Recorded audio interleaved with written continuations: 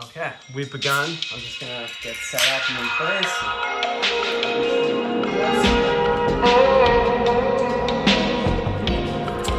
Alright, welcome back. How Original, Season 4, Episode 1.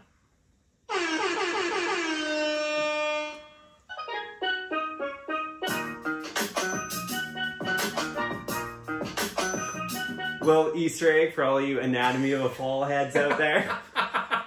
So this season's gonna go a little different. I will be portraying the role of George, and you'll be playing Patrick. I'll be 50 Cent. Yes, because these are, as we've always maintained, characters that we've developed through extensive research. Yeah. So we've written a whole new season of the podcast. Yes. All of this is scripted, including the lines I'm saying right now. So in this iteration, 50 Cent has turned to...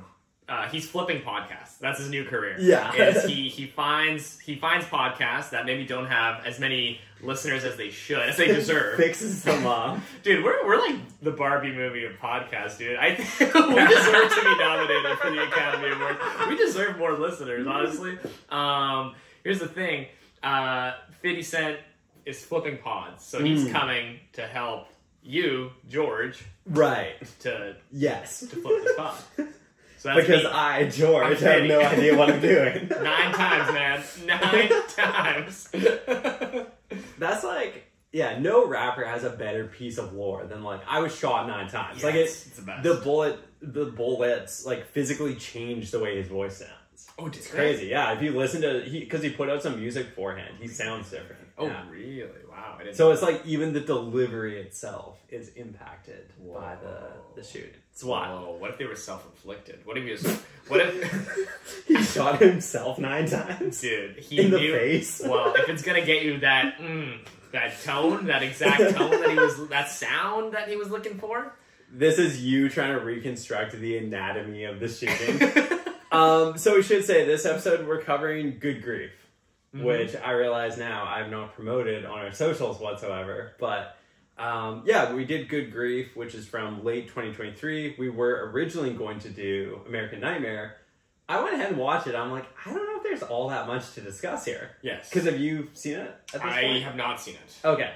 Because, not say it's not thought-provoking somewhat, but it's kind of like, what are we going to add to the conversation aside from like, whoa, the police did a really terrible job and they shouldn't have said all these awful things to the victims. Right. And I don't know. People have already said everything there is to say about it, I think. Actually, that leads me to... I was living my own American Nightmare this morning. Oh, yeah? Can I tell you about it? Please do. Actually, this is almost a pitch. I want Netflix, if you're listening, they have a new CEO now, right? That's a piece of news that or their current CEO stepped down. Scott Stuber is the guy who was leaving. He's the head of film. Oh, okay. Yeah. Right. He was largely responsible for their efforts over the years to get these like prestigious Oscar-winning, like serious pieces of original content. Okay. Yeah. Well, we'll get to that in bed. So there's a little bit of turnover. So whoever's in charge of that division, here's a little pitch for you for a new limited series, documentary series. It's called American Hairbrush. Okay. Listen. Okay, if you ask me right now, so it all started. Amanda was going on a cruise. Right. She was packing, right? So because she had enough of you. She's like, I'm just gonna live on the open seas. I'd rather live in a maritime law than live in this household for another day. She was packing up her stuff, right? She's getting her suitcase ready. I'm like doing something. I don't know. I'm playing God of War 2 or something. I'm not really paying attention. You're playing the sex mini game in God of War. Yeah, dude, I'm pressing X. Do they still have that I'm one? doing the QuickTime sex events. Where you pipe the 2 broads? Is it a QuickTime event? I think it's a mini game. This is like one of the early ones. Dude, every time I'm in the sack, it's a QuickTime event. Hey. Yo, I swear, dude, every time I'm with a girl, it's a skippable cutscene.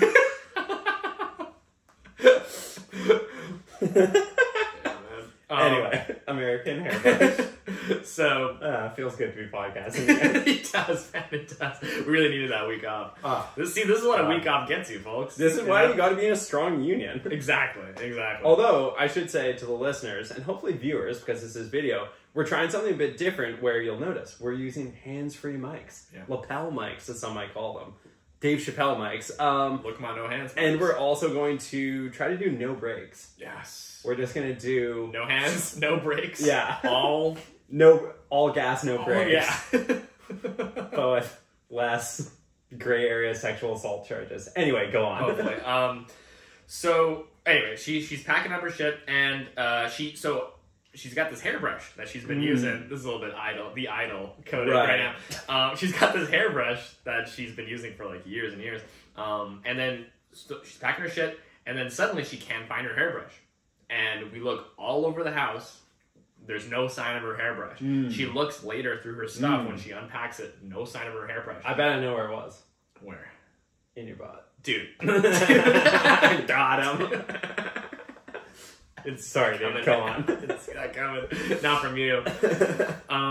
So, still to this day, I sometimes like today, this morning. It's been like a month. I took 15 minutes after Amanda left. She's not even there, and I'm like, let me take one more look though. Let me take one more look like in that drawer. Like I bet it's behind that drawer. Dude, if you ask me right now, would I rather know who shot JFK for real or where that hairbrush is? Right. I would say the hairbrush. I would rather know. I'm so confounded, dude. Anyway, this is my true crime pitch. What the fuck happened to this hairbrush, dude? American hairbrush. Right, yeah, because it's not like you're in a 20-room mansion. Like you're in a condo where you should, in theory, be able to search and find a lost item. It's tiny. And so, look, I don't mean to victim blame. Okay. And for the record, for the first 1.75 episodes of American Nightmare, I'm like, these people are lying. There's no way everything happened the way they said, and then it actually did. So, anyway. You think the Vallejo police... Well, I'm saying, did it ever leave the apartment for any reason? Would it ever have been taken on the road? Yo. Or is she confident she's never... Is this like a home brush? Or would she have, like, I don't know, visited her parents and taken it? Like, no. Okay. And I was there. Like, I knew it was there in the morning. And then it was somewhere...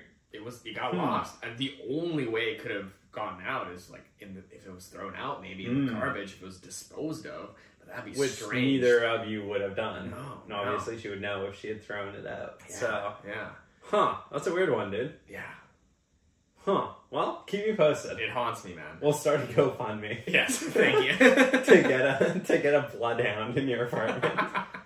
How much? Can you rent a bloodhound? How much does it cost to get a bloodhound? Bloodhound gang. Yeah. There's this one bloodhound. I follow the videos on Instagram. They're kind of interesting looking, hey? Yeah. Which ones are the bloodhounds again? They're very wrinkly and saggy. They have really floppy ears, and they have, obviously, the great sense of smell. Right. So police sometimes use them in, like, missing persons cases. Yeah, that's right. Yeah, I don't know if there's a big bloodhound breeder community in Vancouver. If anyone has a lead on like an affordable entry-level bloodhound, let me know. Yeah. I'm into weird animals these days. I really like Borzoi dogs. Yeah. I'm obsessed with those still. I'm still following that Korean Instagram account where they have like a raccoon, an old Labrador retriever, a cat that always swats at the raccoon, and then they have 2 meerkats that the girl is always like petting. Yeah. But I'm a little concerned. This raccoon's getting very fat. I think they're overfeeding it. This is like Ace Ventura's home. It's great. And all the captions are in Korean, so I don't know if they're like super accurately translated when I click translate. I feel like Instagram doesn't always have the best translations, but I don't understand why they have all these animals. Are they making a Noah's Ark? I don't know. It's so weird, but I do love when the cat and the raccoon play together. Oh, cool. And the raccoon will like try to steal some of the cat's food, and the cat will like do the one paw swat. Yeah. But I'm very concerned about how fat this raccoon's getting. It's troubling. Wellness check. Yeah. I think somebody wrote in their comments like, "What the fuck are y'all feeding that raccoon?" Anyway, the account is called Meerkat Chief, if you guys are looking for a good follow. Cool. Yeah, Cool. they post like multiple times every day. Yeah. So, I'd be very concerned if they were to ever stop posting. Good. I'd be like, we need to figure out what happened. Right. That'd be a real American nightmare. Speaking of things I saw on Instagram, I did have this in my notes. So Jemima Kirk, who is best known for playing Jessa in Girls, and former wife of Alex Cameron, actually. Are they? Oh, they're not together? I think they split. Okay. She answers like her followers' questions on Instagram. They're so funny. Somebody said, "How do you recognize a toxic trait?" She posted, "I'm going to use this question to ask about why there's so many books and podcasts about healing from narcissists, how to live with a narcissist, deal with a narcissist. It's really ostracizing for those of us who actually are narcissists." That's good. Which cracked me up. And then it made me think, I'm like, yeah, if you believe, like, everyone you meet now has a story about, oh, here's how I'm healing from a toxic narcissist. Right. But statistically, some people you meet do have to be the problems, right? Yes. You rarely meet anybody who confesses like, yes, I'm the issue, I'm the toxic one, I'm the narcissist. It's like everyone wants to talk about how they're healing from a narcissist and post the inspirational stuff on Instagram. Yeah. Nobody wants to do the work of being the issue. Right. And it makes because someone has to. Of course. The world can't be filled with blameless victims. Somebody has to be. Exactly. And it makes me think of our favorite musical artist, who once said, "Hi, it's me, I'm the problem." Yes. Yes. Well, yeah, you're so right. And Jemima Kirk is very astute in the observation that you need to keep this machine going. It's like AI is going to put like, certain jobs out of commission. Like we used to have perverts who would painstakingly make the deepfakes like they were little Warhammer models, but now AI does all that. Right. Yeah. We need narcissists to keep those podcasts going. Yeah. Right? And I did want to pose the question to you. Do you identify as a narcissist? Because I think I don't think I'd be diagnosed with like narcissistic personality disorder. But I think in order to have a podcast, in order to be a writer, you do need some level of narcissism. Yes. You need, or at least maybe an irrational belief in the content you're putting out, right? Because why would you do it if you don't believe in any of it? I'm definitely on the spectrum, I think, for sure. Yeah. Narcissism is a spectrum, I'd say. Yeah. I've stared at myself in the mirror so long I dissociated once. That you fell into the pond. Yeah. Yeah. For sure. Yeah, okay. Anyway. Didn't have much more for that. I just thought it was a super funny Instagram story. Yeah. Because I know you want to do a banter segment. So I was prepared to just no foreplay, go straight to raw discussing the issues. But another thing I was thinking about, what was that temple on Epstein's Island for? You know the blue and white... Hold on, I'll show you a picture. Blue and white. Isn't that grease coated? So some people have speculated... Yes, could be reminiscent of Greece. Mm-hmm. So, interesting. Okay, it almost looks like So it does look like it would have some sort of religious purpose. Yeah. Interestingly, it used to have this gold dome on top and these gold owl statues, which were later blown off in one of the hurricanes and never replaced. Yeah. So Google Maps places the inception, the building of this structure to anywhere between 2009 to 2013. Mm-hmm. Nobody really knows what it was for. It looks bizarre. I encourage our listeners to look it up. It does seem... Every time I see a picture, I get this uncanny feeling like it's CGI or Minecraft or something. Yeah. And it has a pavilion with designs or a maze. Now, people have speculated it's a music pavilion. I think at one point there was a piano in there. Some people have said it must be the entrance to a bunker or... Personally, I think there must be some sort of occult significance to it that he very deliberately designed. It almost looks like a gay mecca. The mecca, the black box I'm showing you. It does look a little like San Francisco or Palm Springs. Yeah, right? Yeah, no, Dude, Mecca... It does sort of look like a temple or a mosque of some sort, but... Yeah, what do the owls mean? Some people speculate they symbolize Moloch, who demands child sacrifice. That's right. Personally, could be Moloch. Dude, the Mecca... I'm sorry if I'm offending any Muslim listeners, but the Mecca black box just looks so lit, dude. Yo, that does. I'd love to roll up into the black box. I don't think that's offensive. You can't roll up into the black box. Great question. I would not have the knowledge to say. Oh, it just looks so fucking ill. Look how ill that was. You heard it here first, folks. That does look very striking. Right? Huh. Interesting. It's extremely aesthetic. What do you think the podcasters Mecca is? Whoa. The Spotify studios, maybe? Have we been there? What's our black box? Yeah. Great question. I want there to be more like podcasting space in Vancouver. Right. Right? Like, do you feel as if that'll happen eventually? Yeah. Because I feel like we're probably a few years behind the LA wave, but yeah. I mean, there must be lots of people here who want a podcast and that'd be so, kind of need space. I'd be so sick if Vancouver became a pod hub. Or like at SFU, I wonder if they'll have space for that that notable alumni could rent out. God. If you give university students the means and the setting to podcast, that will be the end of the educational institution. That's too much empowerment. Yeah. Did I ever tell you about the time my friends and I booked one of the SFU study rooms with the big whiteboard, in the library? Yeah. And then we planned out a pub crawl where each pub was a stop on the SkyTrain. So we were planning our route to go downtown. Hell yeah. And then I think near the end of our session, someone came in and was like, hey, just so you know, you guys are being a little loud right now. We're like, trying to like cover up the diagram. You needed the biggest whiteboard possible. Yeah. Yeah. That was like, I'm far beyond the pub crawl days, but that was very fun, the amount of like strategy that went into something. You were doing like Goodwill Hunting math equations. Yeah. On the whiteboard. And like going from SFU, maybe we didn't do every single stop, or maybe we did. I think we did the majority of stops at least. There might have been one or two we excluded, but between SFU and like commercial Broadway, there's some kind of dead zones where there's like not a lot going on. Yeah. So I feel like we had to pick a couple like pretty inventive choices, just like fill in the roster. Right. I hope some of our listeners are still in their pub crawl era. Right, in their pub crawl bag. On their pub crawl eras tour. I hope so too, man. I hope they're out there somewhere. Yeah. Crawling. I feel like your brothers are kind of, well, I guess your youngest brother is too young, but your other two brothers are in the sweet spot. Yeah, they're in the pocket, I feel like. I wonder if they've done any pub crawls. I mean, Yegor certainly crawls. Yeah. Because I was talking to Steven, he was saying people still go out to Portside in Gastown. Yeah, which I remember being, it was like a spot that people went. Portside. Back in the day. Yeah, Yegor's definitely a creepy crawly. He's a creeper, he's a crawler. That's what we call ourselves. He's a crawdad.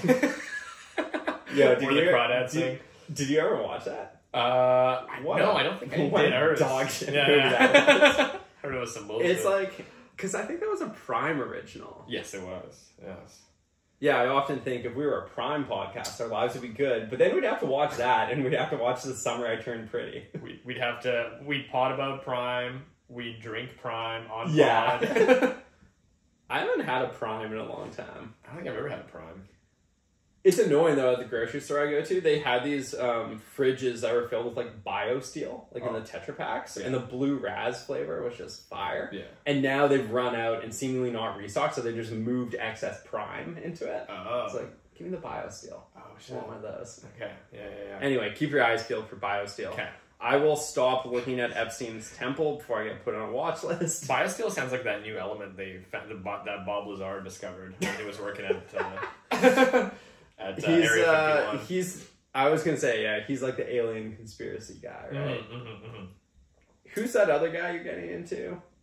With the city? Graham Hancock? Yes. Yeah. Another one of your guys. Yes. Portrayed by Will Smith in the... Yes. in the infamous Hancock movie. I feel like that's just a movie that doesn't exist. Yeah. Like, it has no cultural impact. For sure. I think it was a collective hallucination that we all It had. was. Yeah. So Scott Stuber, head of film at Netflix, is leaving, I think, imminently after about 7 years tenure at Netflix. And people are saying this will probably lead to less of a focus on working with directors like Scorsese, Jane Campion, Spike Lee. This is all me just riffing, not looking at the article. Why? Did he have connections? Because he was in charge of determining the spend, basically. And so I don't think it's that he specifically had connections, it's that it was discretionary to him how much Netflix would spend, often giving quite large budgets to these creatives. Or are they just not rehiring? Well, they're firing him, and the implication being that whoever takes over for him will not be spending so much on these prestige projects. Okay. So I was going to say to you, especially when we've seen, like, part of Netflix's push back in the day to do original programming was because it was so expensive to license existing content. They're like, well, we might as well just make our own and kind of make our own name for ourselves. Right. Whereas now you can buy something like Suits for pennies on the dollar, give it a second life through the ubiquity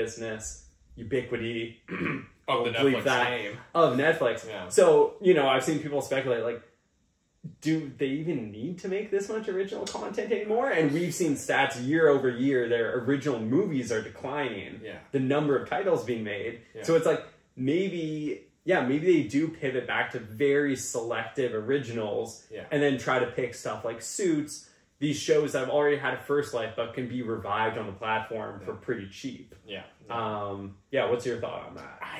And how much do you need prestige?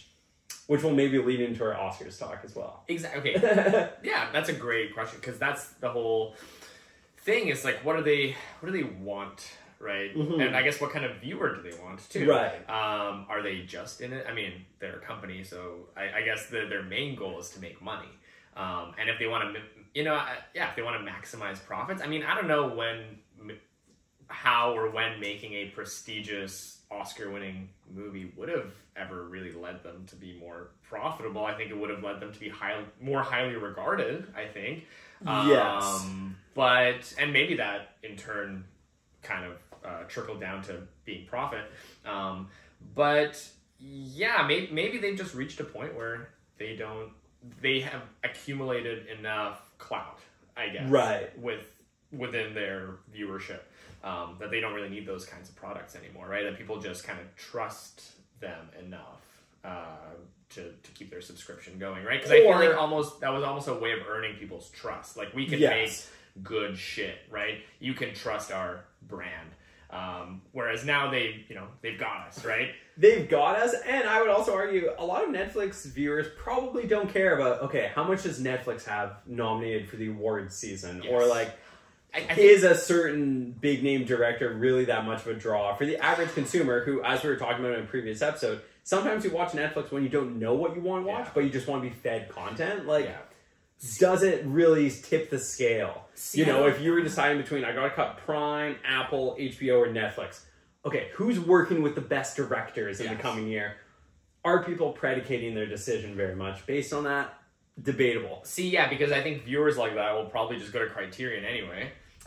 Except, my base Criterion filled viewers out there. Exactly. The Criterion critters, dude. Nobody steal that pod name. Don't fucking do it. The Prime Predator. Because I don't know. Now I'm conflicted because I think they do probably get a lot of subscribers. They do get a little bit of that audience when they release something like The Irishman. Yeah. Right? And, for me, that does matter, seeing these I was going to say, for me, titans of the industry being basically cut a blank check and getting to put out something on a platform, a streamer. Look, we, obviously we fucking clown on Netflix all day, but, at the end of the day, they do make some good stuff every once in a while, right? And this can lead us into the Oscar combo. Well, in the same way, if you put monkeys on typewriters, eventually one of them will type a complete Shakespeare work. Yeah. But, for a production company to have, what do they have? 3, 4 movies nominated in, big... major categories. That's pretty good. Yeah. For one production company, right? Yeah, for sure. I should say also... within days of Stuber's departure from Netflix, there was an announcement that a new $5 billion deal with the sports entertainment company, World Wrestling Entertainment, has been signed. I don't know what that entails. Okay. We could become a wrestling podcast, I guess. Less Scorsese, more The Undertaker. Yeah. Interesting. Oh, I want to do roids and become a wrestler so fucking bad. sad. Dude, a sad wrestler Yeah. with like Being a wrestler debilitating never injuries. ends well. Debilitating injuries when I'm like 70. Yeah, anytime I've heard about a wrestler's life, it's always like the darkest trajectory of any sort of athlete by far. Yeah. Yeah, no, it's interesting. We'll have to stay tuned. You know, we're kind of at the start of a new year of content. Certainly. Honestly, maybe I haven't done my research, but I haven't really heard about anything noteworthy planned for the platform. Well, is this going to be a lag year where the writer's strike will actually impact the amount of movies that get released? A really good I question. think it might, because I was just looking up Jordan Peele's movie. Or said Jordan Peterson. I mean, I wouldn't be surprised. Releasing something on like the Ben Shapiro network. Did you hear the Ben Shapiro rap song? By the way? No, with Tom McDonald. Yeah, it's whack as hell. That is astounding. Crazy. But he should make an 8 Mile. He should make his 8 Mile. Ben Shapiro. Yeah. Little Benjamin Shapiro. What's their thing? Because they make movies now too. Oh, it's like what is production that company? I forget what it is. See, now that I'm not holding a microphone. Yeah, dude. Didn't they do like the school shooter movie or something? Like active shooter? Yeah. Daily Wire, I guess. Yeah, Daily Shouts out to Brad Cooper. Hot as hell. Anyway, we can move on. She's still my bae. Dude. What the fuck were we talking about, man? Ben Shapiro, Netflix, what they have planned. Oh, yeah. I was looking up Jordan Peele, if Jordan Peele had a new movie in production at work, and we were seeing that it was going to be released in 2024, but because of the writer's strike, it got delayed. So I think 2024 is going to be a year where we get less movies. Right. So we'll see. So, yeah, should we talk about the Oscars? We should talk about the Oscars of it all. Yeah. So, first of all, the Oscar Isaacs. I was telling you, I fucking hate that they're in March now. Yeah. But you're okay because you have like stuff going on in your life in February. But I'm like, yo, February is the Super Bowl, where the past few years, I'm like, football is the stupidest sport because somehow we watch the biggest game and the refs can't agree on what constitutes a catch. Somehow it's like the first fucking football game that's ever been played where seemingly the most fundamental components of the game are up for litigation from like 50 different slow-mo camera angles. So I'll get mad about Super Bowl, probably lose a ton of money. Then we redeem ourselves with the Oscars. Right. And I should say, from a betting perspective, the Oscars are an event where different platforms give you wildly different odds. Okay. Yeah. I'm almost tempted to bet Zone of Interest for Best Picture. Really? I am. It's a bit of a long shot, but Whoa. Ever since I saw the Zone of Interest, mentally, I've not left the zone. It is probably one of the most memorable things I've ever seen. And I would say my best movie of 2023. Damn. Yeah. Or at least my definitely in my top 3. I mean, it was a very stacked year. I think Oppenheimer is gonna be tough to beat. You think it's gonna do like a bit of a sweep? I think Oppenheimer might sweep. Yeah, I think it's gonna be director, cinematography, maybe, best picture. Yeah. So do you think best actor will be Cillian? What about supporting for RDJ? I don't know. Yeah, support. I gotta take a look at the supporting categories again. But I think definitely the big ones. I think director. Right. Okay. I think best picture. I think it's gonna do a mini sweep. Do you remember the controversy back in 2009 when also Christopher Nolan came out with The Dark Knight, and then the best picture category ended up being expanded to 10?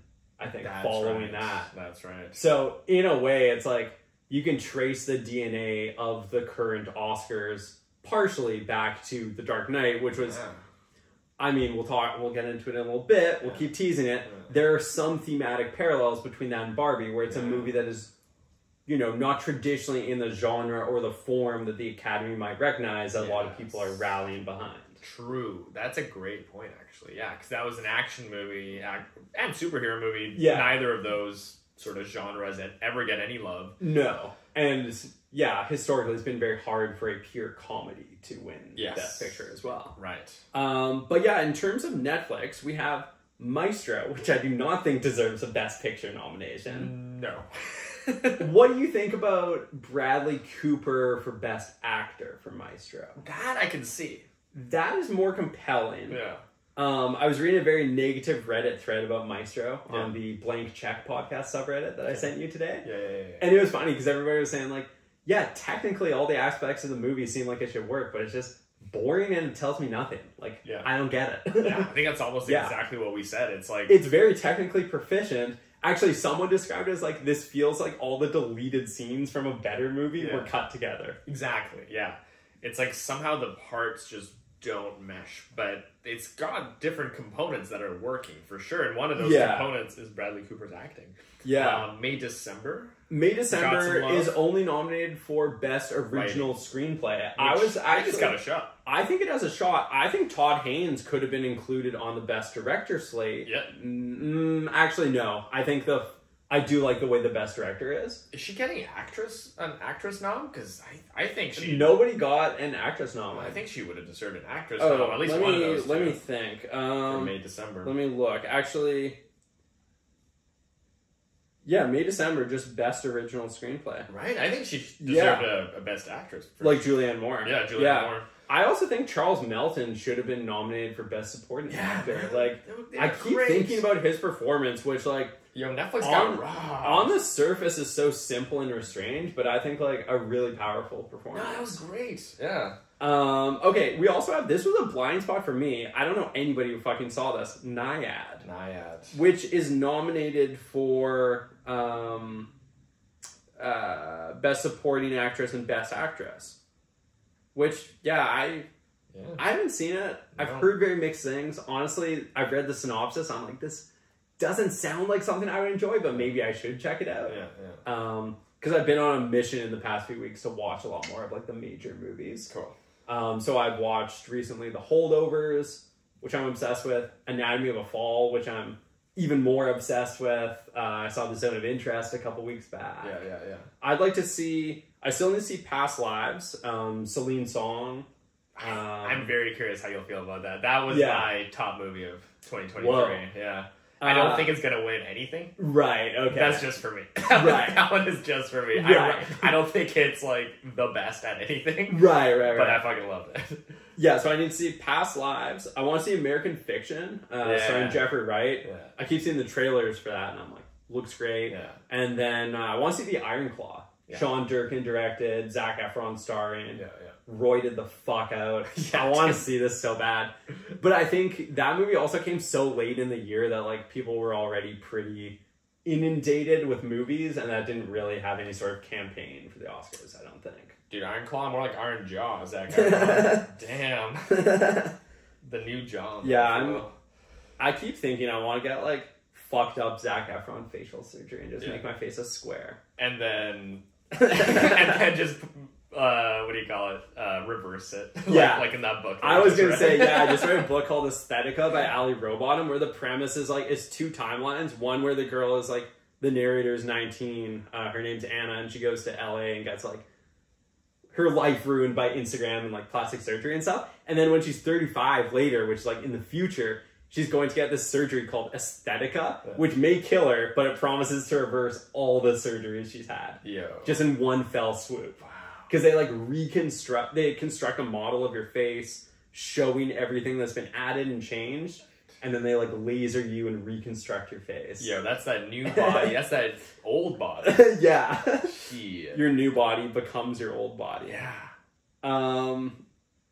There are a few other noms here. Honestly, they're not for major categories. I've not heard of these. I'm obsessed with the new body premise. So, okay, can I just walk you through this? So, Nicki I swear to God, if we have to fucking talk about this just again. Hear me out. So, on the new body song, Nicki Minaj says that she got a new body. Yes. Right? So that means her body count goes back down to 0. It resets because she surgically altered her body to such an extent that her existence is no longer what it was before, right? Ain't no miles on this here new body. If you reverse surgery and go George, back... You're positing that this is like... It's actually very Cronenberg. Like, it's a fucking dumb song. And then, okay... you reverse the surgeries and you go back. Do you go back? The question is, do you go back to your original body count, or does your body count then reset again to a you know? Are we talking about in the Nicki Minaj song, or if Nicki Minaj had the aesthetica surgery to reverse her surgeries, would her body count go back to 0, or do you think it would go back to the original body count of her original body? Wow, that's. Let me write a philosophy paper and get back to you. Okay. Let me say this. First of all, the construct of body count, I would not say is something that everyone puts a lot of meaning into. Okay. So it's a lot to me, damn it. Well, it's something to me. It's real to me, goddammit. Like the wrestling crowd guy. So I don't know if that's her attitude towards it, if that's truly what she thinks. Who are we to say otherwise? Yes, but yes. I think most people are not out here walking around thinking about body count and how it can be changed or altered or fabricated. Right. In the same way that I would say perhaps virginity is a bit of a social construct with a lot of stuff tied up in it. The idea of having a certain body count is like, you don't have to ascribe any meaning to it. Sure. Maybe some other people will, but you don't have to. Sure. Yeah. Sure. Just like the Oscars. Maybe other people ascribe meaning to it. You can just ignore it. I love it. Also, I was going to say Rustin, which I've not seen. The lead actor is nominated for Best Actor. Cool. Coleman Domingo. Cool. I believe that's one of the Obama-produced movies. Yeah, okay. So, I will say, can't be worse than Leave the World Behind. I think we saw a trailer for this when we went to see The Killer. Yeah, we did. Yeah. Cool. Oh, and we have the wonderful story of Henry Sugar. Shit. Best live-action short film. Let's go. That would rock. Represent, man. Yeah. So... Netflix is out here in these streets. They are. They're out in the trenches. Yeah.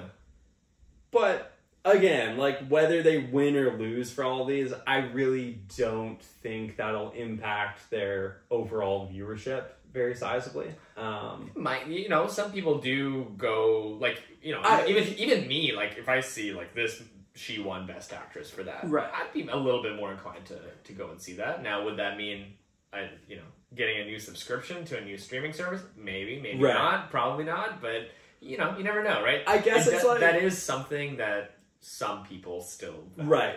Or, I guess, it could give Netflix the value proposition for, like, I don't know, maybe Paul Thomas Anderson has always thought, well, I would do a movie with Netflix, but they don't quite have enough awards under their belt. I want whatever I do next to be, like, an awards contender. That's right. Then he sees Maestro, much to everybody's chagrin, win Best Picture, and he's like, okay, I'll sign a deal with Netflix for my next film. Exactly. But that would also predicate the fact that they're going to continue to spend lavishly on prestige movies, which it seems like they are not going to. They're going to move away from that. Yeah. So, all right. Should we talk about the big Oscar, the Barbie of it all? The controversy right now. Yes. Let me refer back to my notes app. So, listeners may remember a little event earlier in 2013 known as Barbenheimer. Yes. Which you were texting me the other day that, like, those movies did terribly in China, yes. right? Yes, not a single American movie broke the top 10 grossing movies in China, which is actually very interesting because China used to be... Like, there were movies that opened domestically and did very poorly, but then made huge box office, like, in China. Yeah. So it's like the Chinese film industry is apparently becoming a lot more sophisticated. Right. And making movies there that, well, I don't know if they can fully avoid censorship, but at least are about... issues that the Chinese film goer feels is more relevant to their lives than a lot of these American things. Yeah. So yeah, it's very interesting to see, like, especially with all the superhero stuff that used to, I struggle to think of an example, but when there's certain movies where it's like, we're just going to delete scenes with, like, a gay character for foreign markets. And, or but we're not going to put the black character on the poster. Yes. So it's like with very... And I'm not saying this correct at all, but with very seemingly easy tweaks, you can make this product palatable for basically an international audience. Yes. Whereas maybe that's not the case now. Yeah. Exactly. So, yeah, I thought that was interesting. Very interesting. Yes, Barbenheimer. The Barbenheimer of it all. So the Oscars So Barbie got nominated for something, right? What was it? Was it best? I'm just checking our camera's still on. That would be so funny if it had just gone off immediately. Yes. So Barbie is nominated for Best Picture. Picture, okay. It is nominated for Best Adapted Screenplay.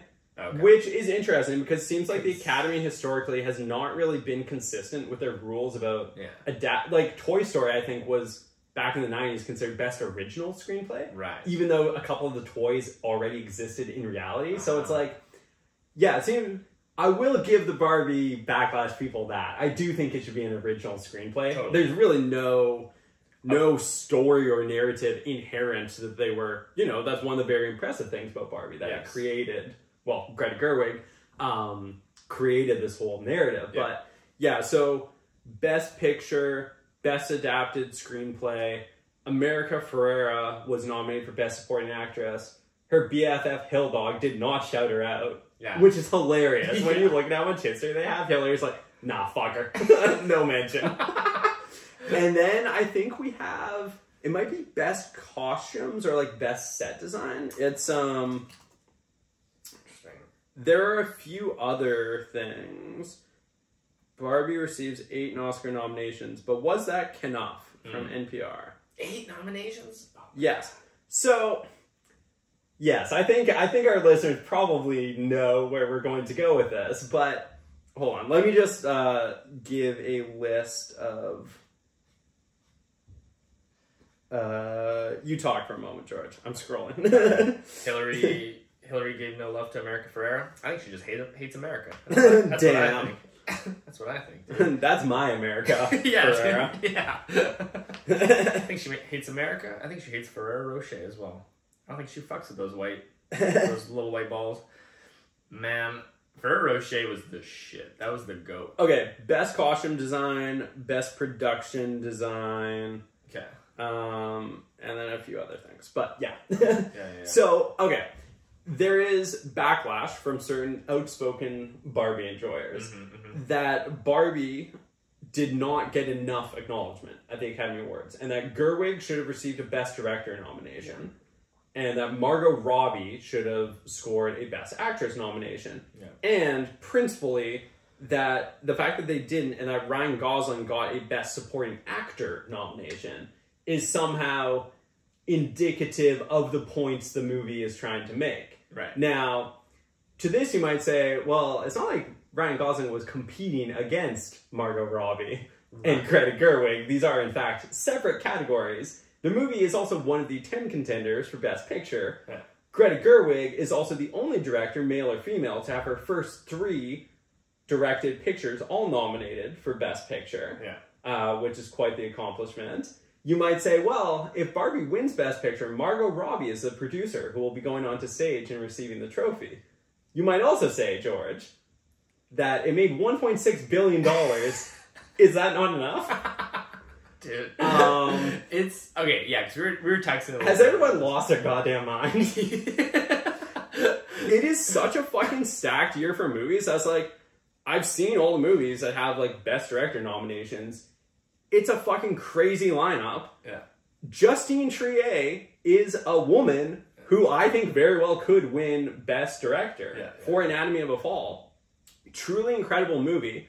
Also a very feminist movie. It's a lot more complex and subtle, I would say, in this presentation than Barbie is, which is not to say complex inherently makes it a better movie. I think it is a much better movie in every way, and the directing is much stronger.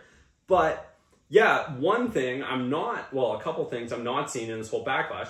Lily Gladstone is the first Indigenous American woman to ever be nominated for Best Actress. Yeah. That's incredible, right? Yeah. And she was fucking fantastic in The Killers of the Flower Moon.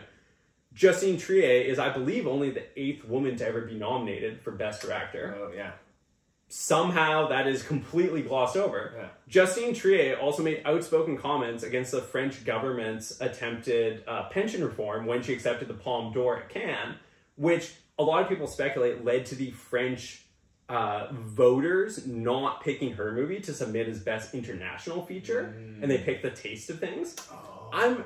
It seems likely there might have been a bit of political motivation there, but to then have her movie nominated for Best Picture overall, not Best International Picture.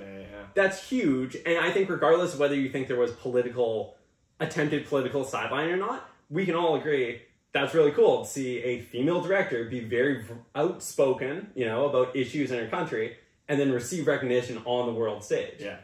But somehow people are not addressing this because Barbie is the only thing women have ever fucking done, apparently. So it is nuts. Yeah. Yeah. And even I'm not saying I think America Ferrera was the best part of the movie at all, but it's like even the fact that she got a nomination seems to have been overlooked. Like, well, Margot and Greta are like our people. Right. I guess the idea that Barbie herself did not get the nomination. George, this is not the titular character awards. Right. And also people, I've heard this argument, which really holds no weight with me. Although Oppenheimer did get... True. He is the most... out of all the Oppenheimers, he offends the most. He opened the door for all the other Oppenheimers. Okay, so some people said, well, the fact that Ryan Gosling is being celebrated and Margot and Greta aren't, which, again, I would say is not true. Yeah. There's no fucking way he's going to win the award either. They're saying, the fact that this is what's happening, that's actually what happened in the movie. Like, this is... And my response to that is... I think a lot of people are unknowingly learning critical theory here. Yeah. And they don't understand what it is. They know something's going on.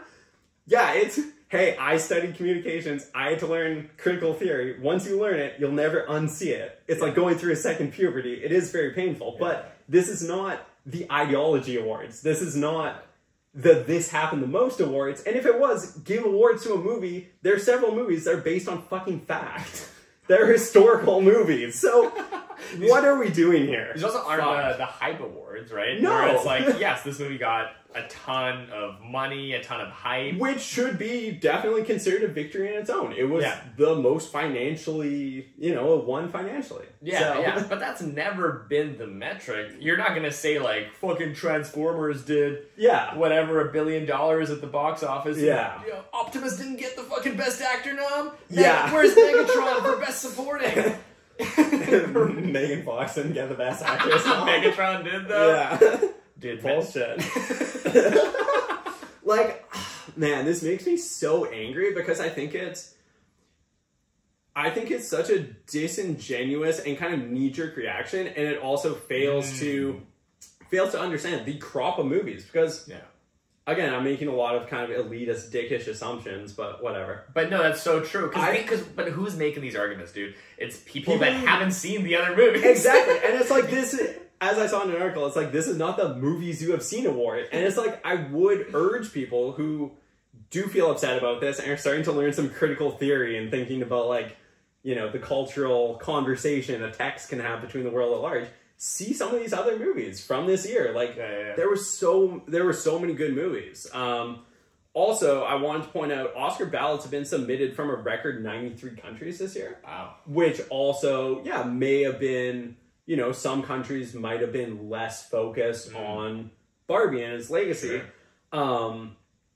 And the first picture to ever win from outside the US for Best Picture was Parasite in 2019. Yeah. So I think people also have to think, okay, very competitive year for film. What are the Oscars trying to do? Okay, they're trying to become more international. Yeah. They're trying to be the world's movie awards now, even if they bias America. Right. And it was a very strong year for some of these international movies. Yeah. So, again, nobody's saying Barbie isn't good if it doesn't sweep every single category or get nominated for every category, but it exists within a broader medium, a broader industry. Yeah. There were a lot of fucking good movies. Yeah. Just like, take the 1.6 billion and be happy. Right. I mean, there's always something people can complain about. Yes. Right? I think that's the lesson here, right? It's like, it's never good enough. Nothing's ever good enough, right? There's always going to be some nitpick in terms of this kind of cultural conversation or the conversation about, like, equality or fairness and inclusivity. I think, although that's a good conversation to have, and it's valuable often, I think sometimes it's not valuable when it gets so in the weeds about like, well, this specific thing wasn't addressed, but then this specific thing wasn't addressed. It's like, well, look, how about you look at the things that are being addressed? Yeah. Right? Some of the things that are being better represented in the Oscars now. And also, the way the Oscars are trying to include more world cinema as opposed to just America. Yeah. Yeah. Exactly. Yeah, no, it's interesting because like we went through the backlash, we've gone through the backlash to the backlash, which we are now contributing to. Now there will be the backlash to the backlash to the backlash. Yes. But I was listening. I was reading a post with that exact same basically thesis about the picture that JPEG Mafia posted with Kanye West, and how now people are like, it was backlash to it, and then there was backlash to the backlash, and then it's just so many layers. The discourse must continue at all costs. What was I gonna say? Yeah, I mean, also the phrasing of, like, Oscar snub. Personally, I've always disagreed, and I feel like that's using unnecessarily loaded language to describe, like, inherently not everyone can win an award. So, you know, some people are like, I'm following the precursors, I'm looking at BAFTA and the Critics' Choice and the SAG Awards. Like, okay, nerd, have fun with that. Like, honestly, you guys probably don't believe this, the Oscars do not interest me very much. I feel like I haven't closely followed in a long time. This year I tried to make more of an effort just because movies are fucking good again. But yeah, it's like the whole maneuvering of like who campaigns and who gets what and was this a political decision just makes me want to roll my eyes back into my head. But I just had to chime in on this because it's like, let's put it this way, even if The Zone of Interest or Anatomy of a Fall or even The Killers of the Flower Moon, to be frank, win Best Picture and Best Director and everything, the average person is going to remember Barbie from this year. Right?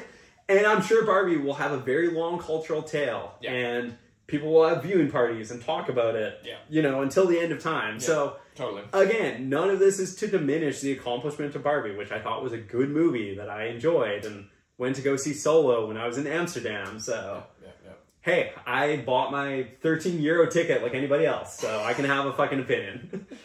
I think, listen, Academy, I think you should have no Greta Gerwigs about this. Hey.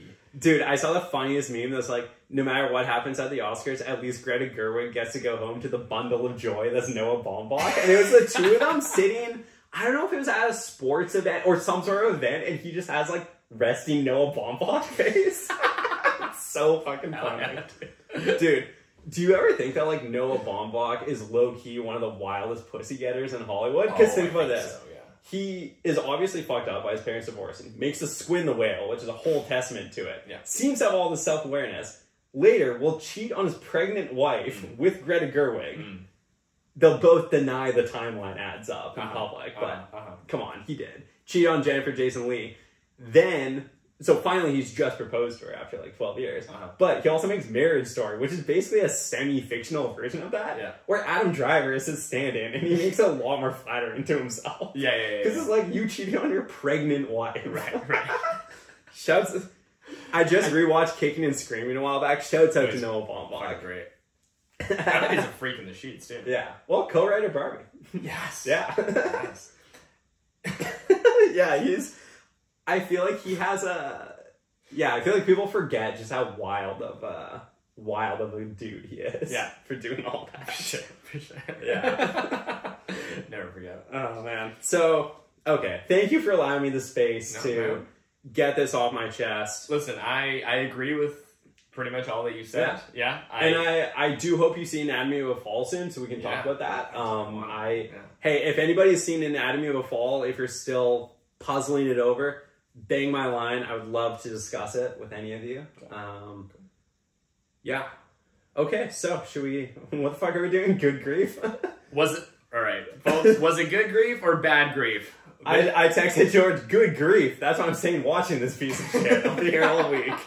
I liked this one more than you did. I maybe overinflated my score for this. I gave this a 3.5. I think maybe if it was a solo watch, so this was a girlfriend watch for me. Yeah. I think that sort of inflated my score a little bit and my enjoyment of it because Amanda was really enjoying this. Right. I definitely enjoyed this. I would say maybe I would curb that to like a 3 instead of a 3.5, but I still if you had to curb your enthusiasm. Yes, I think I still enjoyed it. I actually hovered between a 1.5 versus 2-star rating. Ended up giving it 2. Yeah. Okay. So Dan Levy, listen. They call me Stan Levy, dude. I love Dan Levy. I think I'm out on him after this. I don't know. I'm a Schitt's Creek stan for sure. Do you watch Schitt's Creek? I watched a few episodes back in the day. Yeah. Didn't love it. Oh man, I really like Schitt's Creek. You know the Family Guy cutaway where they're about to drown? Peter's like, I have a secret to tell you guys. Didn't care for the Godfather. And then everyone gets mad at him. He's like, it insists upon itself. That's me with Schitt's Creek. I'm like, I don't know. It just didn't strike me in the same way that everybody else seems struck by it. No, that's cool. I think it's one of Canada's proudest achievements. But it's right. Okay. It is CanCon. Yeah. Dude, I love it as CanCon. Actually, I think it's one of the most competent Canadian comedies. Yeah.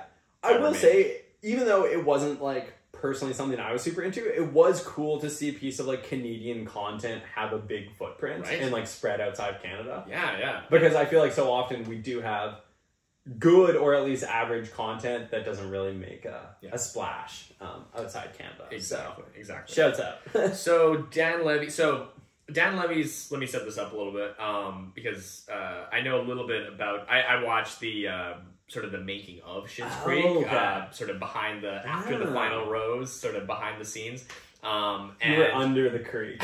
Under the silver creek. The silver creek. The silver Schitt's Creek. You keep talking, I'm just gonna grab that. Under the brown Schitt's Creek.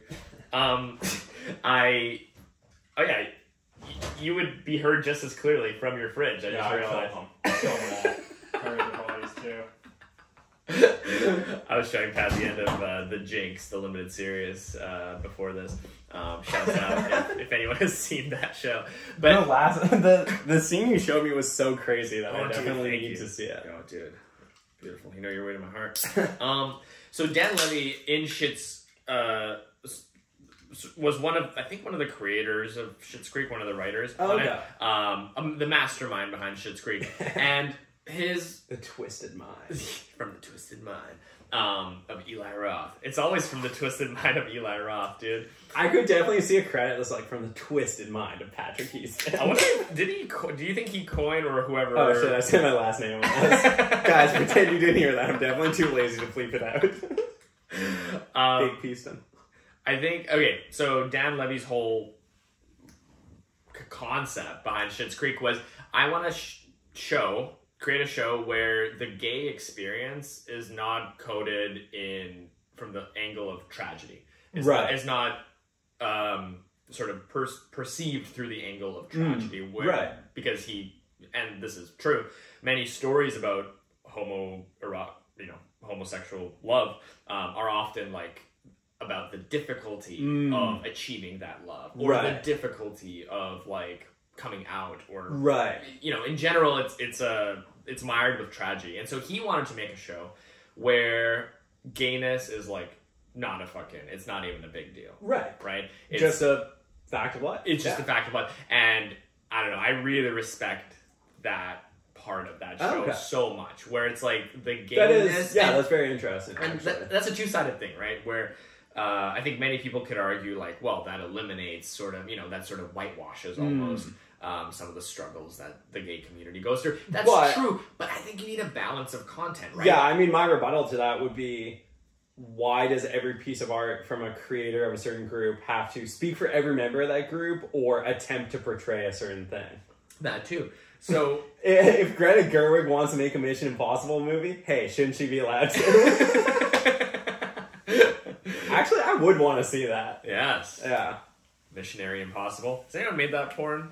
Oh, I'm sure. I'm sure, right? I mean, I'm surprised the first Mission Impossible that De Palma did isn't like way hornier. The restraint De Palma exercise. We as a society should be thanking Brian Palma for not getting way too horny with that. I think we need a balance of content, right? I think we do need some stories that portray struggle from people of marginalized communities. Yeah. But I think we also need, on the other hand, he wanted to portray like the end goal, basically. Right. Like, this is how our world should be. Gayness should just exist, and nobody should make a big deal about it. Yeah. So that's how he portrayed it. It was almost like his utopian vision of how the world should be. Of course, and, you know, the world is sort of slowly getting to that place, I think, right? It's, like, not there really so much yet, especially, like, portraying a small town, right? Right, where of course. Like, you would think there would be some people with some hot takes, right? some spicy takes. But they don't, you know, and then it's, like, not really a big deal at all, right, in this show. So, now, getting back to Good Grief, something I respected a lot about this movie is that everyone is gay in this movie. Right. Every single, it's like, you know, the cutaway shot to, like, the gay proposal at the restaurant. Right. For some reason, the dude's, like, book publisher is gay. Everyone's just gay. Yeah. Everyone with me is gay. I fucking love that about this movie. Yeah. This is, it's like he's doing, like, a gay jihad on us. Right. Remember we were reading about... I don't know if that phrasing is quite what I would... I don't know if I co-sign that phrasing, but I understand what you mean. Yes. In reference to, we were reading an article about how someone called the police on a Netflix original. Talking about, remember I was telling you? Yes. About how there's a conspiracy theory where, so I think it was an Indian movie, and where people called the police on two characters of a different caste or faith. So it was a Muslim character and a Hindu character, and the Hindu character... anyway, so... ended up, like, eating meat, which violated... Yeah, but... I'm worried I'm going to misquote this, and I have to remember what you told me. So, a lot of people thought that this movie was, like, part of a love jihad, which is to say that, like, part of a... I guess, like, a lane of movies in India... cultural effort. To... a psyop, almost. To, I guess, eliminate... Or to make it seem like religional, interfaith sort of marriage was okay or something, right? Anyway, I... Personally, on this podcast, we say that a Netflix viewer and a Prime viewer can get married and be in love. We're all for interfaith. Yeah. A Criterion critter. Yeah. Ooh, that's the hardest. And who would a Criterion critter be very compatible with? From maybe like Crave. Yeah. Maybe it would be maybe Tubi. What about a Tubi and a Criterion critter? That's the most forbidden love. Yeah. Yeah, so many movies on Tubi are just like low quality DVD rips. Yeah, it rocks. Anyway, so I love that this movie is just everyone's just gay. It's sick. Right, yeah. It's like it almost... And it's like not a big deal. No, you're right. And this movie does deal with tragedy, but it's like the tragedy of prematurely losing someone you're in love with and then realizing that relationship was maybe more complicated or more nuanced than you thought. Yeah. And yeah, in a way it's not like, oh, and because we're gay, it's this way. It's like, I would say this is very human. Exactly. Or at least it tries to tell a very human story. I would say the writing is actually a real weak spot. Sure. Which is, unfortunately, your man himself, who wrote, directed, and starred. The legend. Okay, do you want to hear my issues? Yes. I don't think it's funny enough or sad enough. Okay. I think it needs to go further in both directions. And I actually was thinking today, when I was in the dentist chair having my teeth cleaned, I actually rewrote the whole movie. What were you watching up there? I was just watching the news. Okay. I was watching, like, woman struck by 2 vehicles in crosswalk that then fled the scene somewhere in, like, Coquitlam. Shit. It's a good thing you don't drive, like, a red Honda CR-V right now, or else I'd be suspicious. So while I was... through the wire. Yeah, while I was through the wire. Okay. Here's my pitch for the movie. Okay. So, Dan Levy's character, Mark, loses his partner, Oliver. Everything happens like that. No funeral scene. Funeral scene is way too much of characters saying, this is who I am. This is how the world of the movie works. Yeah. Too on the nose. Do away with that. Too much exposition. So I would have, at certain points in the movie, Mark is being accused by, who's his male BFF? Why am I blanking on the names? Oh, I don't remember his name. Yeah. Thomas? Thomas, yeah. Thomas/Tomas. Thomas is saying, like, you're spoiled, you can't do anything alone, blah, blah, blah. I didn't really get that impression at all during the movie. Yeah. So I think that should be Thomas's issue when Mark discovers the pied-à-terre in Paris and wants to take them. They get into a fight. Mark does decide to go there alone to prove that he can do something. Much earlier in the movie, we get the Berlin kid, who was Oliver's lover, show up. Initially, there's conflict, but then Mark realizes, I do actually need people around. They start saying, that character gets way more developed. They share memories of Oliver. And then, I think they should actually start hooking up in a weird way to kind of like preserve almost a relationship. And then much later in the movie, Mark realizes, I can actually move on entirely in life, and they end on good terms. Yeah. Also, I was thinking, so at the end, we have Mark starting to paint again. Yeah. I think we need to see him painting early in the movie. Yes. His painting in the beginning should be all about his dead husband. Yeah. And then at the end of the movie, he should start to branch out more. Yeah.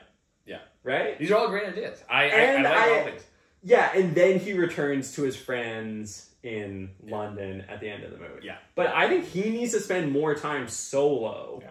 Or at least just bouncing off one other character consistently. Yeah. And I think it would be super interesting to get the younger Dancer from Berlin. Yes, Dancer, yeah. Because I feel like that actor was very underused and didn't have many lines. Totally. But it would be like interesting for them to compare stories about Oliver. Yeah. And probably through doing that, each of them realizes something about their own lives. And they realize that Oliver was maybe even more complex than either of them understood. Yeah, yeah.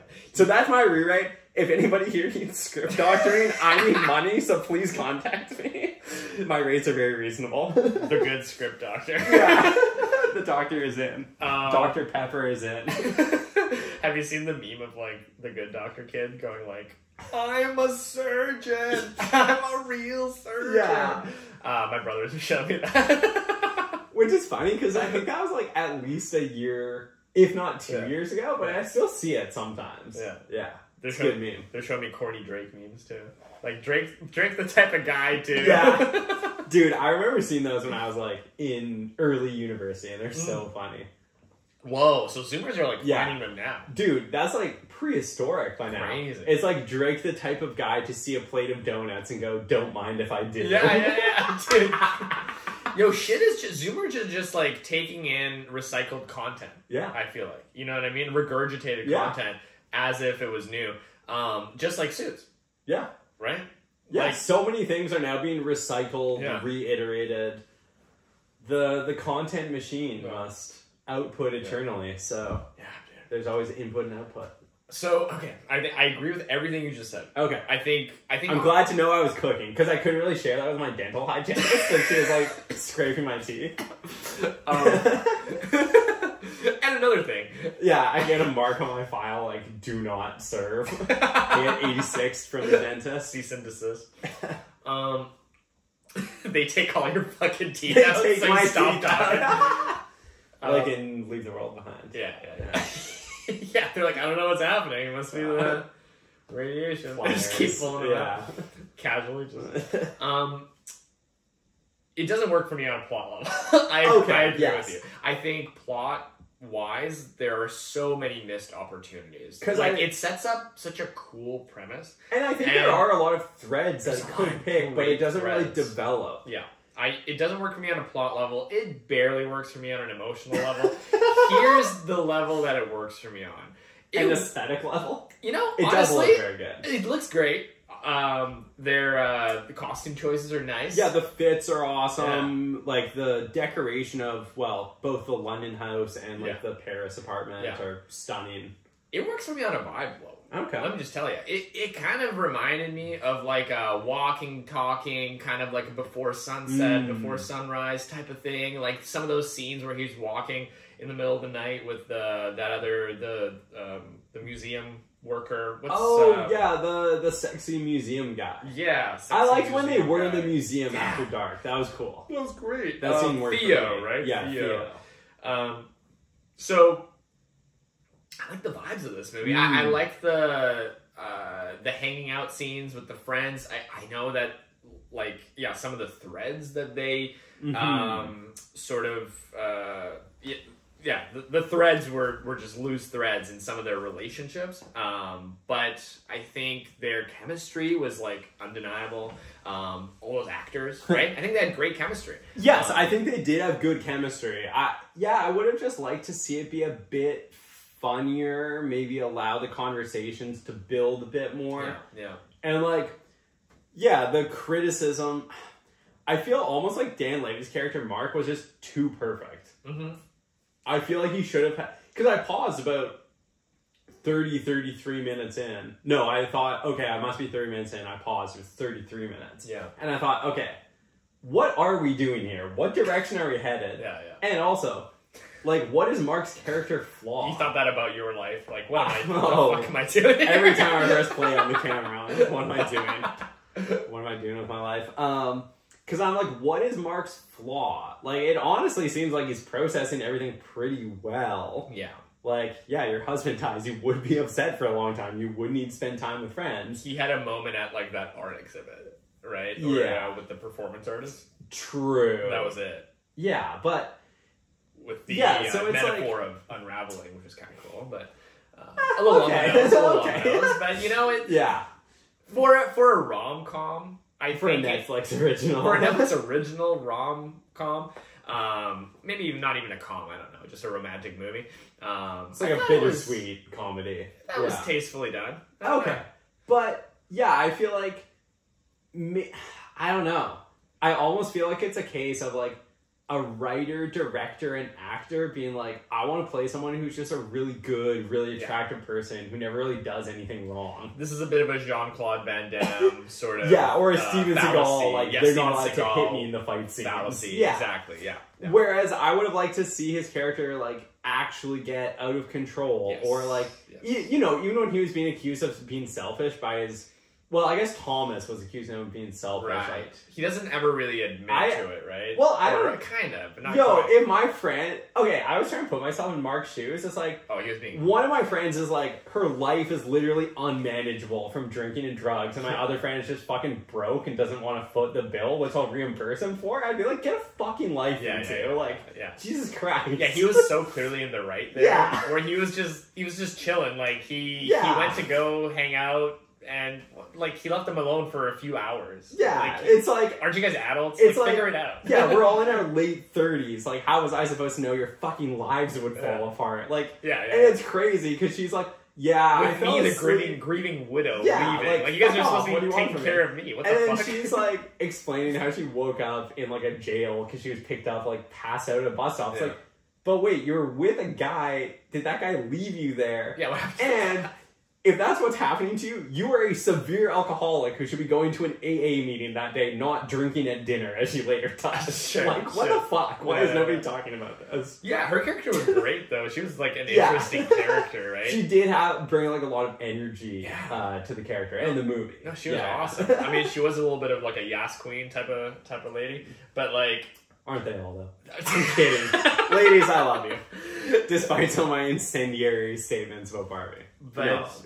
But no, she was great. Yeah. I liked it on a vibes level. I think it had moments where I was just feeling the vibe. I was just feeling the chemistry. Right. For me, it worked on that kind of, like, intangible level. It didn't. I agree with you. It didn't really work for me on a lot of on the tangible plane. It did not really function on the perceptual level. You took like a microdose of this movie. Yeah, I almost see. Okay, so you're coming at it from like I don't know, like a story level. Yeah. Which I guess I find it very hard not to do at this point, to come at everything from a story level. Here's what I would propose. Here's my version of a rewrite. Give it even less story. Oh, wow. I just want scenes of him hanging out with friends, meeting guys. Like, give me just like almost like an episodic, almost like all these sleepless nights. So, type of just like Linklater-esque. Yes. That's a fucking great suggestion. Actually, go more vibes heavy. I think that was the strength I think it had that it should have played into more. I don't think it was the story. Right. I don't even think it was any of the other elements. I think it was the vibe. I think it managed to to set up a cool vibe. Yes, I think it should have had more side characters that he's meeting on these like crazy Parisian nights. Yeah. I think you're right. It could have achieved like, the Kuleshov effect, like the term for an audience projects their feelings onto a blank face that an actor makes when they know what's the context that what's been shown for it. Yes. So it's like by showing the death at the start, we can kind of Kuleshov effect what we should be feeling onto all these little sequences and vignettes. Yeah. So I agree. Yeah. What else was I gonna say? I enjoyed the karaoke scene in this movie. I had a question for you. Yeah. Favorite karaoke scene in a movie? Ooh. I have an answer for this. I've got it pre-written. Can I cheat and pick from a TV show? Sure. In the last season of Succession, one of the characters who is very detached from reality by virtue of being a lifelong billionaire, has a goal when he's lost the presidential race. He's like, I just want to go to a normal bar with my siblings and go to karaoke. And then he's in the karaoke room in like a 3-piece suit and he's singing Leonard Cohen's famous Blue Rainbow. Oh, shit. That's awesome. Which is the funniest pick. And it's just like the most bizarre scene. Okay, but that leads me... Okay, so I don't know if you've ever talked about this, but here's what my ideal karaoke experience. I think most people paint karaoke as this communal thing. We're all doing throwback jams. Everybody's singing along. Or Only God Forgives, the karaoke scene where they sing the cop who's kind of the metaphor for God. The Thai song. Dude, I used to listen to that song. I used to just play that song and listen to it. Doesn't shock me. Yeah. Probably in the gym. Yes.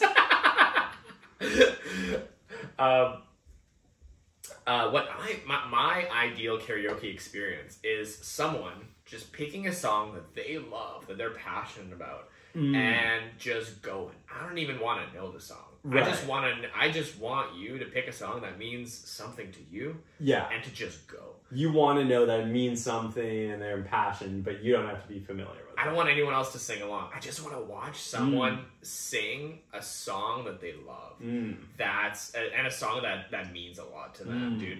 That's my favorite karaoke moment. That moment, I think, for me, is captured perfectly in the movie. And this is my favorite karaoke scene, Lost in Translation.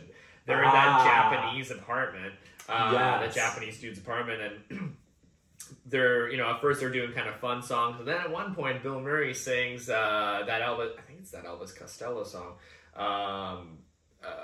Or no, I can't remember what he's saying. I forget what he sings. It's been a long time since I've seen it. But he takes the mic and everyone's just watching him sing. Oh, more than this. Okay. There is nothing. I gotta rewatch that soon. More than this. Okay.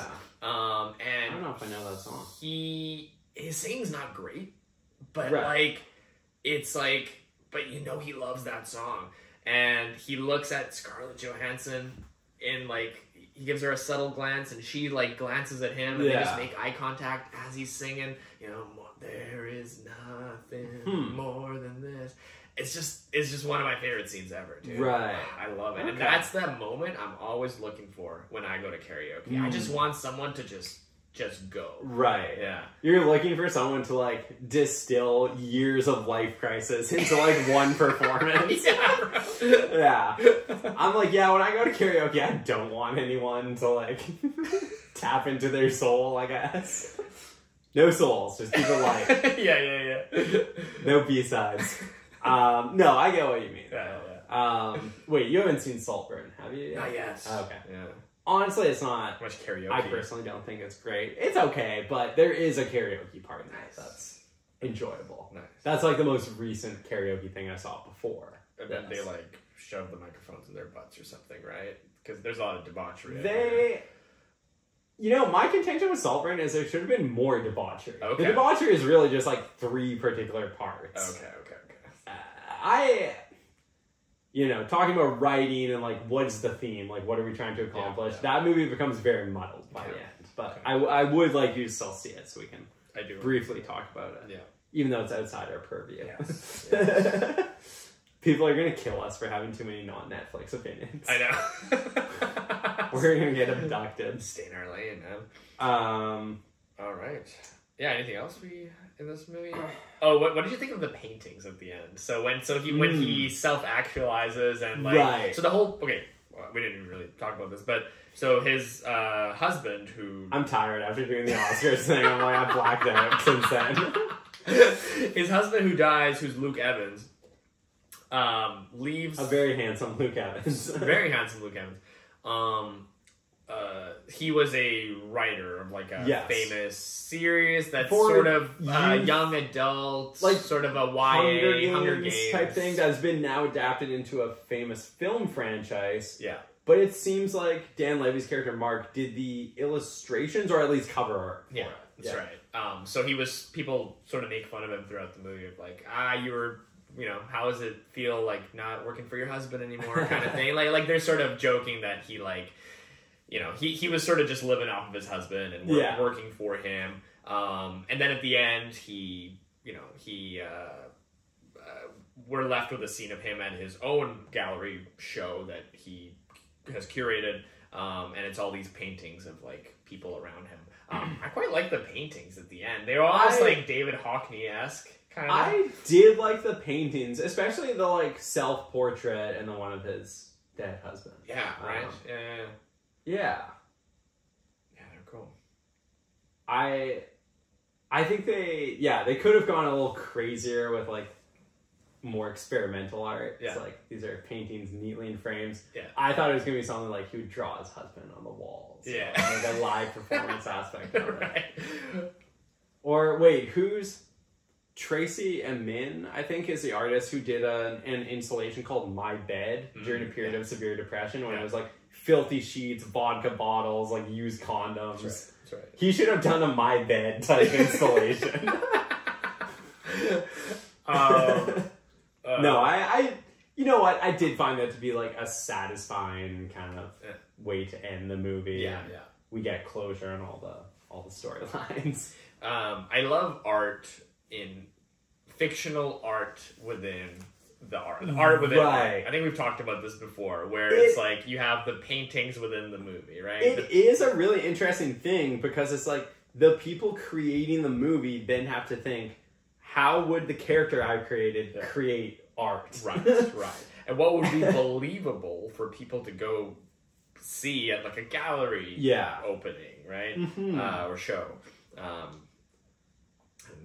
It's pretty cool. Yeah, like we might have been talking about this in the context of acting when we discussed May December. Yeah, like Natalie Portman's acting choices as her character within the movie. Her character is making kind of modulating multiple layers of performance. That's right.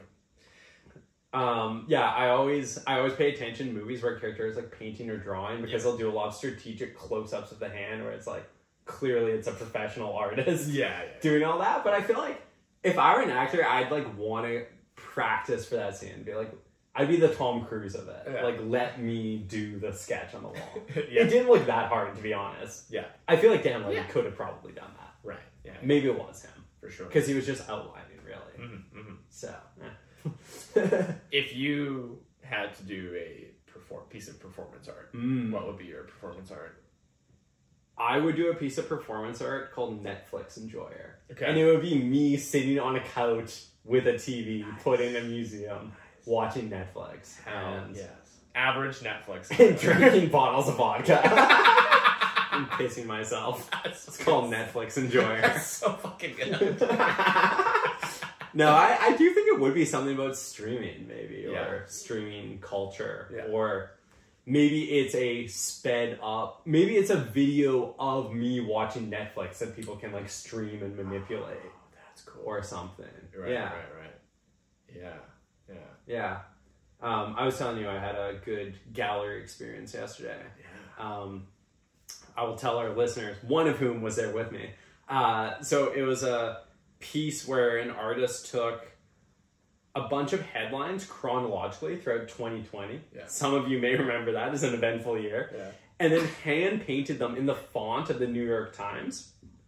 I forget the name of it off the top of my head, but when you see it, it's pretty recognizable. And then made different panels on the wall, some big, some small, seemingly no hierarchy to it. And then they put, you wrap around the room going chronologically throughout 2020 as seen through the lens of like context-free headlines. Yeah. And some stuff, it's like, it really jogs your memory. Some stuff's like, I have no fucking idea what they're on about. Yeah. There was one where it was like... What are they yapping about? Yeah, literally. There was one that I was laughing about with you where it was like, students recreate their school in Minecraft when they have to like stay home for coronavirus. Yeah. And it's like, you can make anything in Minecraft, is my understanding. Yeah. Making your school, that's a sicko mode move. Yeah, man. These are studious individuals. Yeah. I was telling you, I'm not convinced that I'm not in a simulation working in a Minecraft school right now. Yeah. I might be. Did you go through a phase where you were like researching simulation theory? You know, I never did. I feel like I did take like a first year philosophy course, and I do think we covered that a bit, but I didn't really.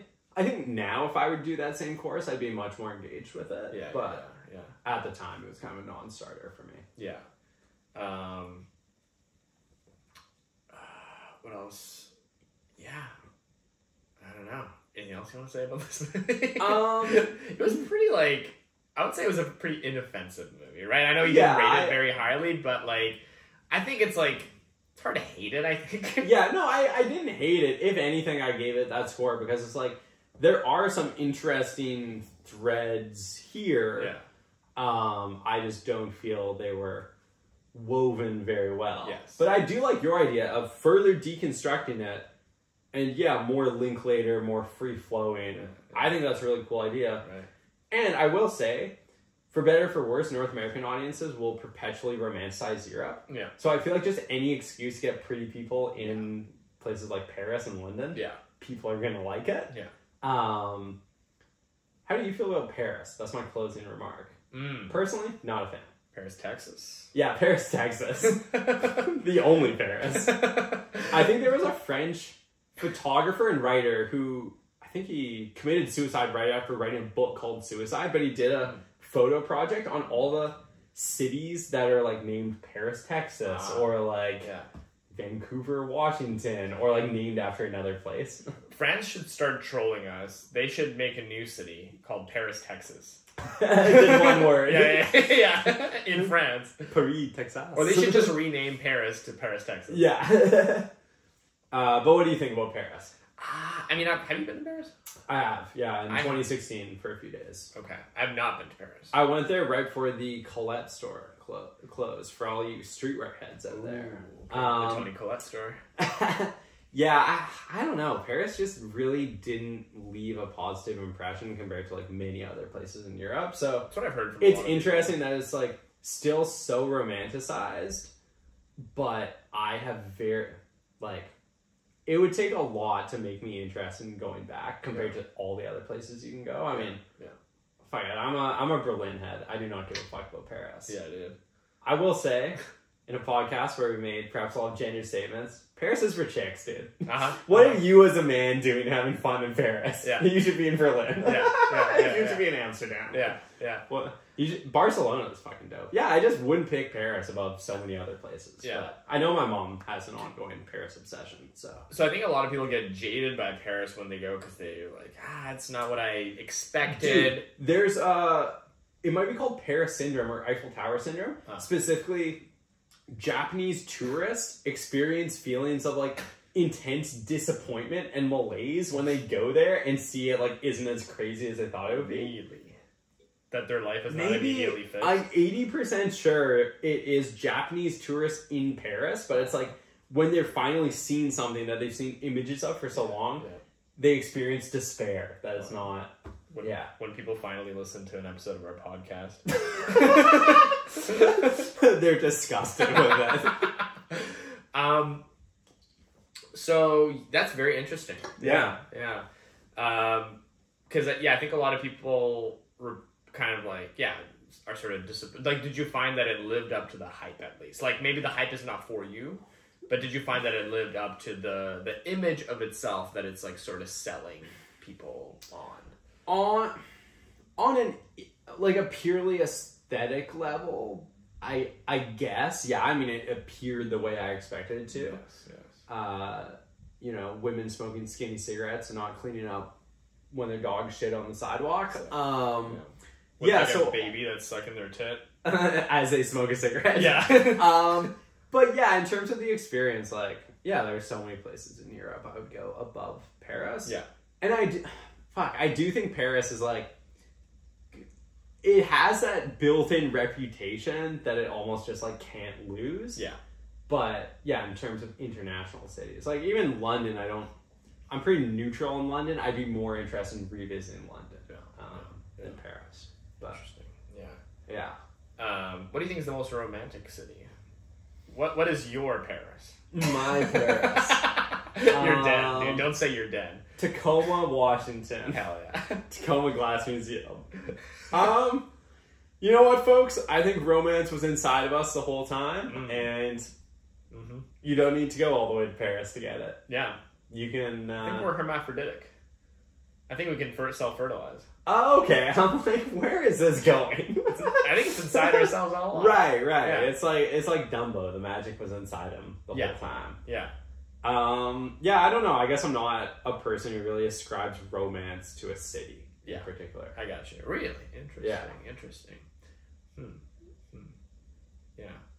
What, you don't really find, well, okay. I guess Venice is the other city that's known for, like, to be the love city, right? Which one's more romantic, do you think? I mean, tough to tell because I have physically been to Paris. I haven't been to Venice. If you had to do a before sunset... Here's my framing of the question. Okay. If you had to do a before sunset on someone, okay? You understand? You're walking with a lady you're trying to court, or whoever you're trying to court. Maybe you're on your den levy. I don't know. Maybe. It would be a lady, but go on. Okay, you're doing a before sunset with someone. Which city do you choose to do the before sunset? Wait, do I have to choose between Paris and Venice, or is it any city? Any city. I mean, it could be Tacoma, Washington. Tacoma, Washington, folks. Bury me in Tacoma. Maybe like Berlin and stay out all night. Okay. Go to clubs and shows and stuff. Yeah. But, yeah, I mean, I guess definitely not somewhere like Vancouver where things shut down super early. Sure. Although I guess in before sunrise, I don't know if they're like going into too many places. I don't know if they're just walking around. They go to a church, like a restaurant, like a coffee shop during the day. But yeah, they go to like a cemetery. Right. So I guess I'm asking more from an aesthetic city perspective. You know, I think like staying out all night in like New York somewhere with someone. Nice. Yeah. The meatpacking district in Manhattan. I don't know if that's a cool place anymore. It used to apparently be a super cool place to go clubbing. Yeah, New York, I think. Yeah. What about you? Yeah. I would do like Powell River. I like a small town vibe. I would do like a small town in Italy. Okay. Yeah. Gotcha. Yeah. Gotcha. That's a good answer. Yeah. So we have no idea what we're doing next, eh? We never do. Fuck it. Yeah, stay tuned. We will let you folks know what we're up to next. Yeah. And that's all for Good Grief. And hang in there for the Super Bowl and the Oscars when they finally happen in fucking 2050. That's right. Bye. Bye.